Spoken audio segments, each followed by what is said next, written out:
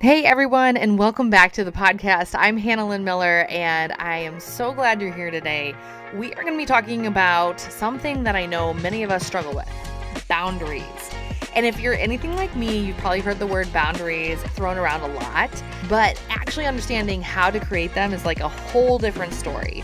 There's so many things that can go into what is boundaries, and sometimes it can feel like a bad word too. It's like, I have to put up boundaries. Or if you've ever been in a disagreement with someone and they talk about boundaries, it can feel not great. So sometimes I think when boundaries is thrown around, what are they? Why are they effective in relationships? How do you use them? How do you communicate them, right? It's a whole other ball game when you're trying to figure that out.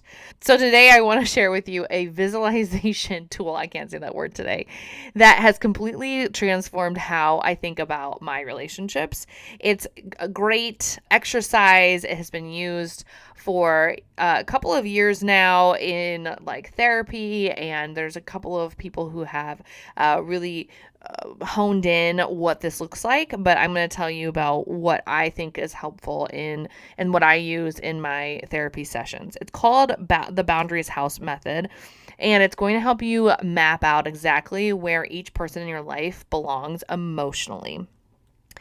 By the end of the episode, you'll have a clear picture of how to set healthy boundaries that honor both yourself and the people you care about. So let's dive right in. Let's be real for a second. Boundaries are hard. They're difficult to explain, difficult to create, and even harder to actually implement in our day-to-day life. I think part of the reason boundaries feel so complicated is because many of us were never taught how to have them. Maybe you grew up in a family where everything was shared, privacy wasn't really a thing, or maybe you were raised in a faith community where you felt like everyone had to be open, you had to love everyone, you had to be vulnerable with everyone.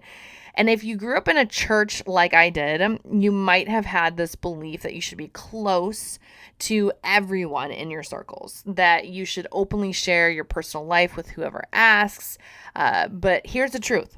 It's simply not realistic, and it's not healthy, okay? We were not designed to be equally close to everyone. We're not God, okay? And that's all right. In fact, it's more than okay. It's necessary for our mental health and our emotional health, okay? So, if you've been struggling with feeling overwhelmed by relationships, or you find yourself oversharing with people you barely know, or if you're exhausted from trying to maintain the same level of closeness with everyone in your life, this episode is for you. Now, I want to address something that I think is really important, especially for those of us that come from a faith background. Sometimes boundaries get such a bad reputation in Christian circles, which makes me really upset and angry. But that's another conversation. We are told to love everyone, right? So be there for people, be open, be welcoming, and all that is true. But here's what we often miss, that even Jesus had boundaries. I think the way that he set up his social boundaries is so interesting. And it's really beautiful and something that we can follow. Think about it. Jesus didn't share his personal matters with the crowds that followed him everywhere, okay? He had 12 friends, his disciples that he traveled with and did life alongside. But even within that group of 12, he had different levels of intimacy, right? When Jesus went to the Garden of Gethsemane to pray before his crucifixion, one of his most vulnerable and difficult moments of life, he didn't bring all 12 disciples. He only brought his 3 closest friends, Peter, James, and John. And this shows us something powerful. Jesus himself modeled healthy relationship boundaries, and he understood that we cannot be equally close to everyone.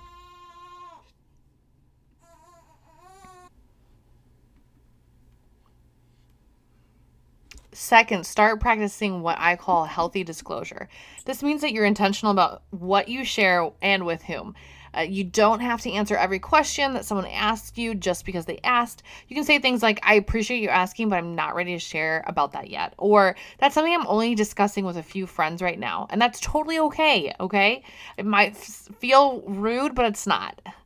Third, remember that boundaries are not walls. You're not shutting people out completely. You're just being wise about what you share with them and with whom. And it's actually better for the relationship in the long run.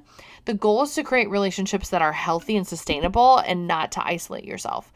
And finally, be patient with yourself. If you've never had good boundaries before, this is going to feel awkward at first and you might feel a little guilty. And there might be a lot more there that you could work out with a therapist.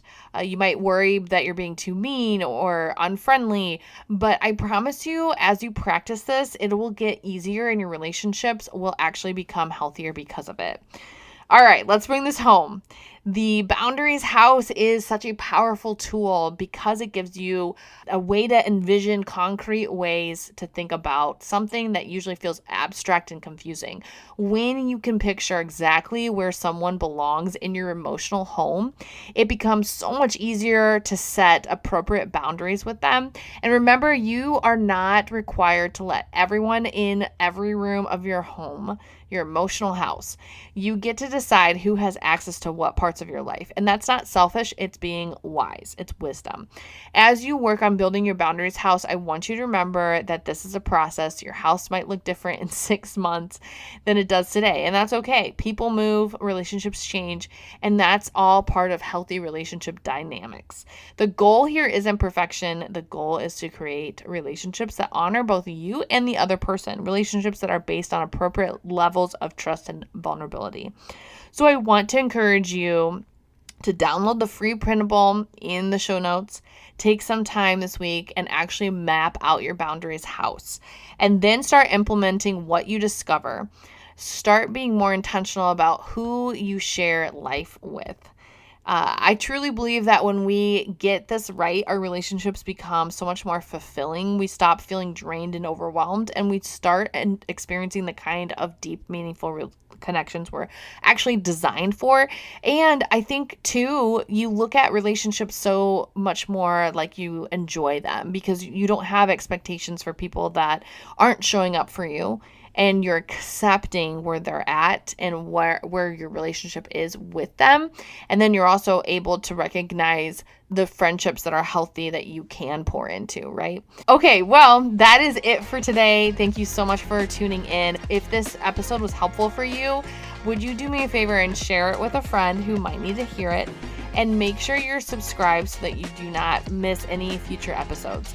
So until next time, remember, you're allowed to have boundaries and you're allowed to protect your peace. Thanks for listening to the Abundantly More podcast.